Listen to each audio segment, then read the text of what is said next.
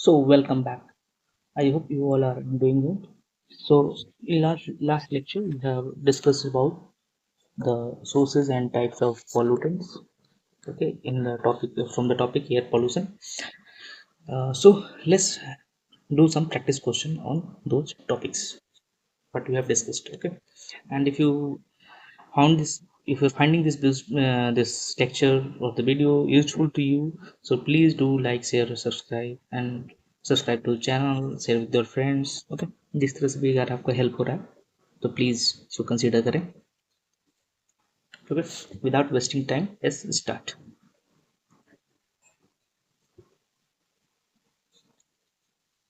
तो first one is assertion and reason type.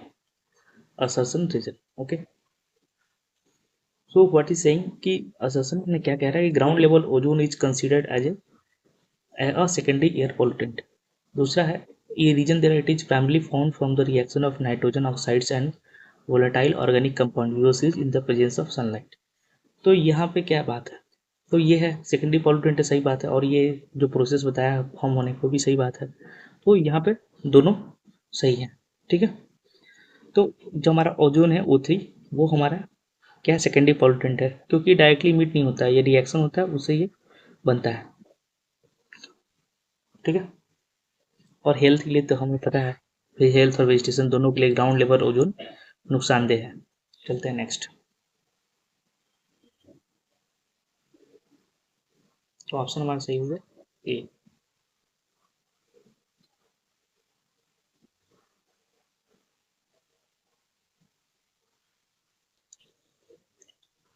Next हमारा which of the following natural resources is a significant contributor to methane emission in the atmosphere. कौन सा इसमें natural resource है जहाँ की methane बहुत ज़्यादा निकलता है. ठीक है, तो वोल्केनिक इरप्शन यहाँ से मीथेन निकलता है बट वो बहुत ज़्यादा नहीं है, ज़्यादा वहाँ पे क्या है SO2 है, कार्बन डाइऑक्साइड है, ऐसे ओसिन स्प्रे. तो यहाँ से तो सॉल्ट एरोजोल से निकलते हैं, तो हम पढ़े थे लेक्चर में. ठीक है, फॉरेस्ट फायर्स, तो फॉरेस्ट फायर से CO2 ज़्यादा निकलता है, कार्बन मोनोऑक्साइड निकलते हैं. ठीक है, तो इसका सही आंसर क्या है, बायोलॉजिकल डिके इन वेटलैंड्स. तो उनका मेन जो बायोलॉजिकल डिके होता है वेटलैंड से, तो वहाँ से मेन यही निकलता है. ठीक है, बहुत ज़्यादा मीथेन निकलता है. और भी दूसरे जो अगर नेचुरल सोर्सेज बात करें मीथेन का, तो एक ऑप्शन एक एक ठीक है. हम्म,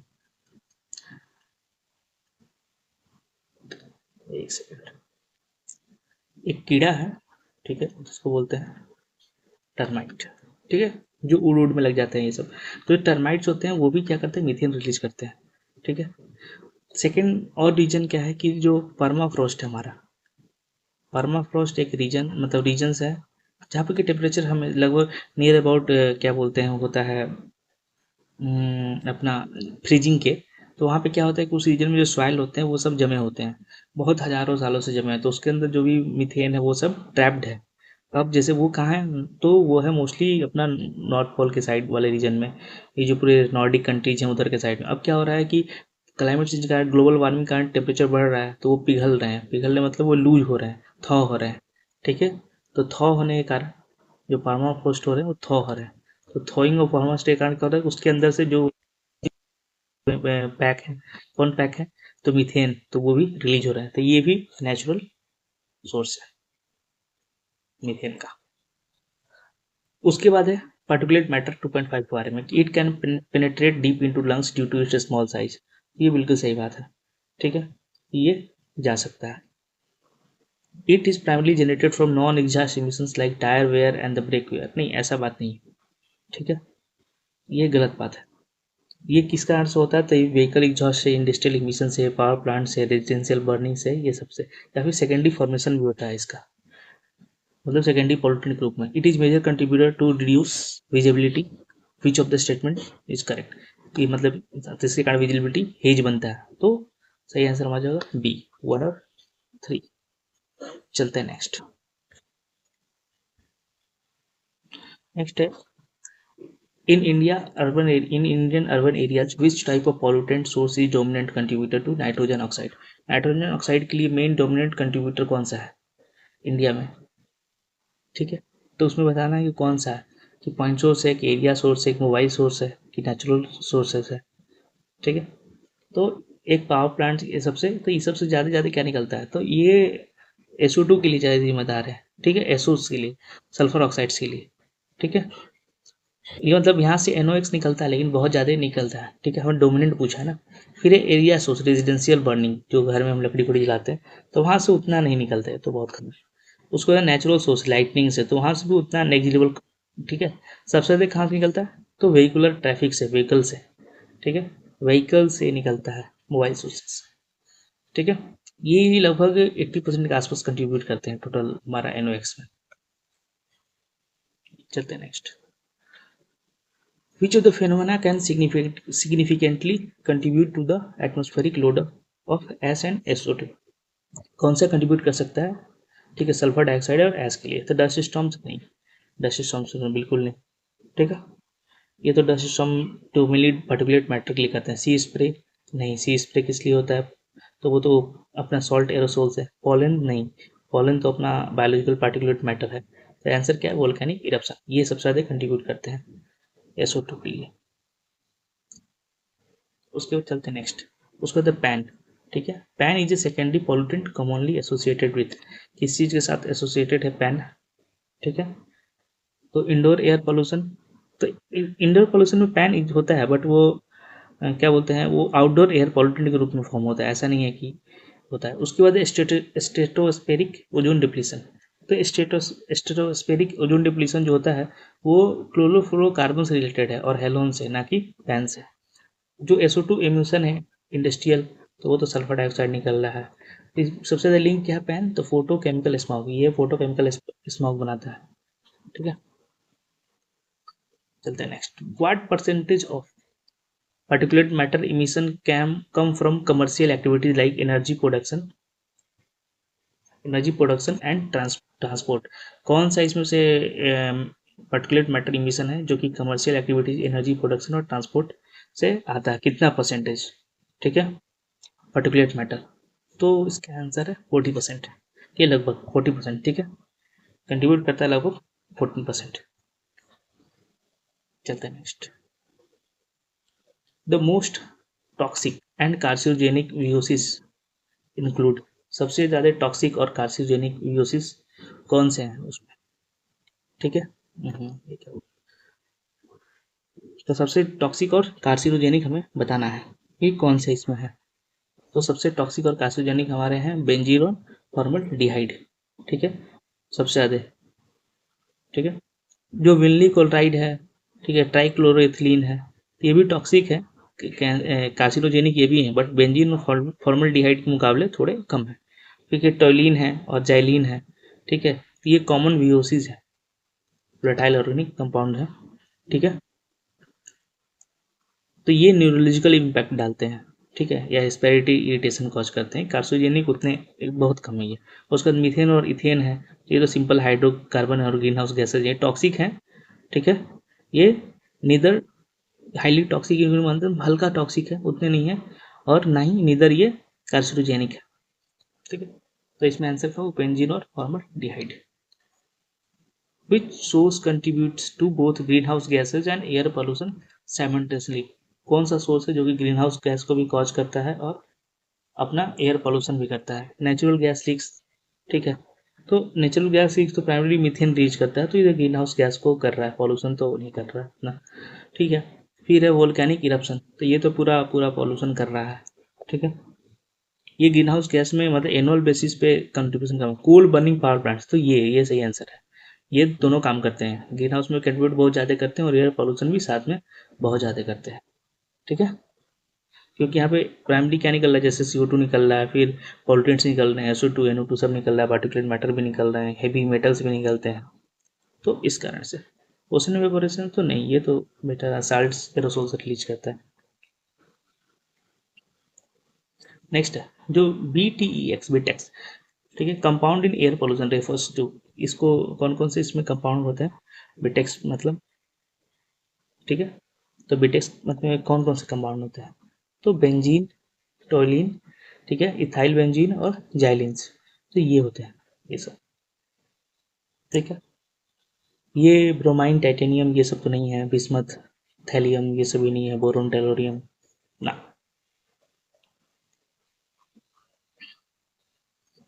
11 देखते हैं। The World Health Organization WHO classified outdoor air pollution as a human carcinogen.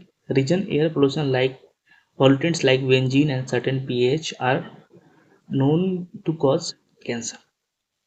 तो वर्ल्ड हेल्थ ऑर्गेनाइजेशन ने बोला कि आउटडोर पोल्यूशन ह्यूमन कार्सिनोजेनिक, क्योंकि जैसे बेंजीन है, सर्टेन पीएच है, वो कैंसर कॉज करते हैं। तो ये सही बात है, ठीक है। ये सब कार्सिनोजेनिक है, ये ग्रुप 1 में मिलते हैं जो क्लासिफिकेशन है WHO का।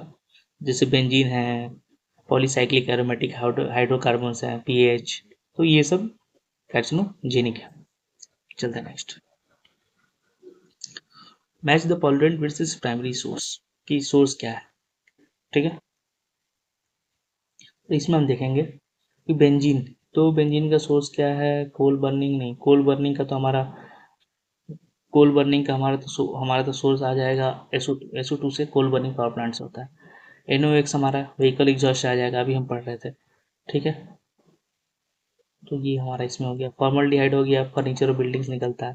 तो बेंजीन हमारा गैसोलीन और इंडस्ट्रियल प्रोसेस निकलता है। तो उसके हिसाब से ये बी, तो बी सही है, ठीक है। तो बेंजीन का जो सोर्स है वो गैसोलीन इंडस्ट्रियल प्रोसेस है। वो बेंजीन इंपॉर्टेंट एक कंपोनेंट है गैसोलीन का, ठीक है। तो उसकी जो बहुत सारे इंडस्ट्रियल प्रोसेस होते हैं उसमें वो निकलता है। बाकी NOx तो हमें पता है व्हीकल एग्जॉस्ट निकलता है, अभी थोड़ी देर पहले वो भी बात कर रहे थे कि व्हीकल पोल्यूशन में सबसे ज़्यादा क्या निकलता है। फिर फॉर्मल्डिहाइड है, वो फर्नीचर और बिल्डिंग होता है ना पुराने, उन सबसे निकलते रहते हैं, क्योंकि उसमें जो रेजिन यूज हुआ है, बहुत सारी चीज़ है, तो उससे वो फॉर्मल्डिहाइड हमेशा गैस निकलते रहता है। और SO2 का तो पता ही है। Here consider the following statements about air pollutants, के बारे में कंसिडर करें कि all VOCs are human made chemicals, पूछा है कि सारे ह्यूमन मेड केमिकल्स हैं VOCs, ठीक है। तो ये इनकरेक्ट है। बहुत सारे VOCs है वो नेचुरली भी निकलता है, जैसे कि प्लांट्स हम पढ़े थे कल वीडियो में। जैसे एक हमने एग्जांपल दिया था आइसोप्रीन का, ठीक है, आइसोप्रीन का, ठीक है। तो ये सब इस तरह के और भी हैं, जैसे टर्पीन्स हैं, तो इस तरह से है, और सब बायोलॉजिकल प्रोसेस में निकलते हैं। दूसरा है कि PM2.5 can form secondary particles in atmosphere. तो ये सही बात है, ये सेकेंडरी पार्टिकल्स बन सकते हैं PM2.5, ठीक है। जरूरी नहीं कि हमेशा प्राइमरी ही हो। तो जहाँ जहाँ टू सब में, ये तो गलत हो जाएगा, ये भी गलत हो जाएगा। Ozone is always harmful to human health, नहीं, हमेशा नहीं, ये गलत बात है। तो ऑप्शन 2 हमारा सही हुआ। वो ट्रोपोस्फेयर में तब हार्मफुल है, स्ट्रेटोस्फेयर में तो हमें क्या है, बेनिफिट है उसका, क्योंकि वो UV रेडिएशन को ऑब्जर्व कर लेता है, ठीक है। तो इस तरह से देखना है कि हर जगह हार्मफुल नहीं है। चलते हैं next. Regarding air pollution trends in 2024-2025, तो इसमें हमें बताना है कि क्या ट्रेंड चल रहा है, थोड़ा दिमाग लगाना है, आइडिया लगाना है, ठीक है। तो इसमें क्या चल रहा है कि commercial activities contribute 40% of particulate matter emissions, तो ये सही बात है। Wild fires are increasing as pollution sources, ये भी सही बात है। Transportation sectors emissions are decreasing globally, तो ये गलत बात है, ठीक है। तो पहला दूसरा सही है।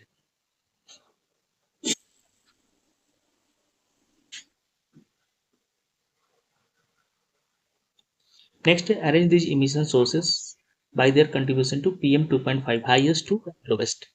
ये हमें 2.5 हाईएस्ट टू लोवेस्ट के आधार पे इसको अरेंज करना है, ठीक है। तो सबसे ज़्यादा कंट्रीब्यूशन PM2.5 का कौन करता है, तो सबसे ज़्यादा कंट्रीब्यूशन जो होता है कब करना है, हाईएस्ट लोवेस्ट ना, हाईएस्ट सबसे ज़्यादा ट्रांसपोर्टेशन, ठीक है।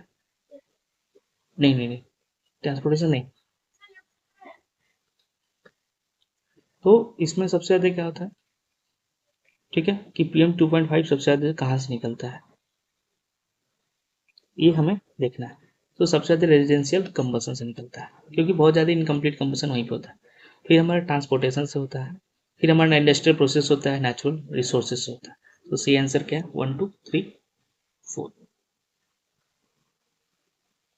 नेक्स्ट है arrange the particle size from largest to smallest, कि सबसे बड़ा साइज किसका होता है, सबसे छोटा किसका होता है, इसके आधार पे कौन सा पार्टिकल सबसे छोटा है, कौन सा पार्टिकल, ठीक है, सबसे छोटा है, और कौन सा सबसे बड़ा है। तो सबसे बड़ा वो पहले रखना है, तो कोर्स पार्टिकल सबसे बड़ा होंगे, ठीक है। तो जहाँ जहाँ ये गलत हो गया। उसके बाद हमारा क्या आ जाएगा, उसके बाद हमारा PM10 है, ठीक है। उसके बाद हमारा PM10 है, ओके, तो 4 1